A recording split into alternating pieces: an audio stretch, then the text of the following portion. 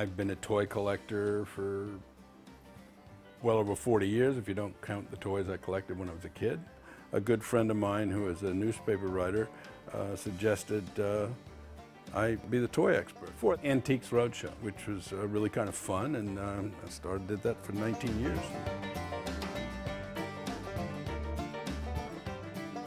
Toys as a market item really sort of started in the mid-19th century, 1860s. They started being mass-produced. Before then, they were handmade or made for the very wealthy in small quantities. There's a break from the period when they began in the mid-19th century up till around World War II era, which is when a lot of things cut off. One thing that happens in wars, styles change. In 4 years of war with no toys being made, which is what happened in World War II, they come back and there's a whole different sense of toys. They're made into plastic and all sorts of different. So I call vintage toys toys made prior to World War II and modern toys made after.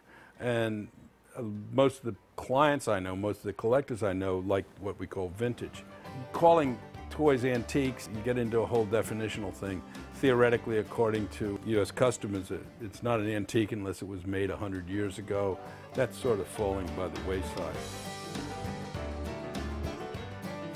There are new, younger collectors coming along, buying things made in the 60s and the 70s and even the 80s, and things like G.I. Joes and action figures and Star Wars stuff are all being collected. And there are obviously some super rarities. It's like #1 Barbie is worth multiple thousands, but it has to be in the original box. It has to have, the earrings haven't faded and turned their ears pink. It has to be mint, mint, mint.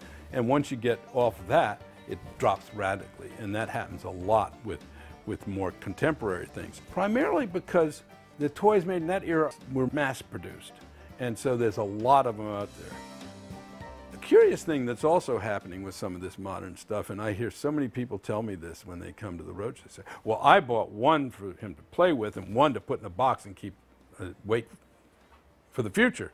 Well, of course, if a lot of people are doing that, there's going to be a lot of supply down the road.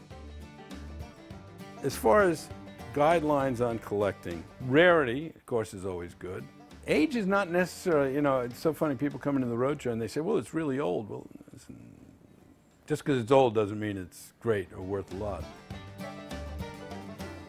It's important to try and buy the best condition you can find, because it seems like that's always going to bring the premium price if and when you have to sell.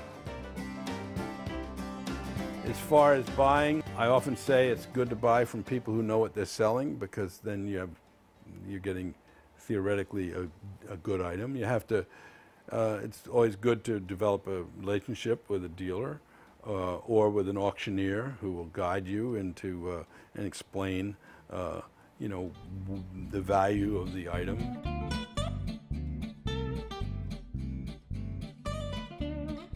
A lot of people like to buy antiques or objects with the idea that this is a good investment. It's a good question whether it's an investment.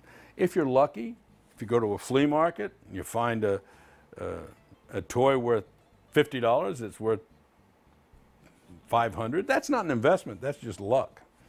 But if you buy a great toy at an auction for $500 or $600 or $1,000 and you enjoy it for 5 or 10 years, and it comes time to sell your collection, you're moving, you're retiring or whatever, you know, the best stuff is going to always do well and you'll most likely get a profit, which is, as I say, great.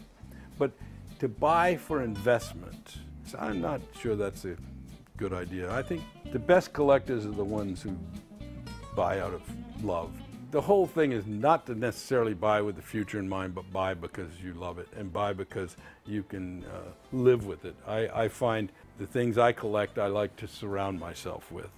Some people will collect things and put them in drawers. That's another way of collecting.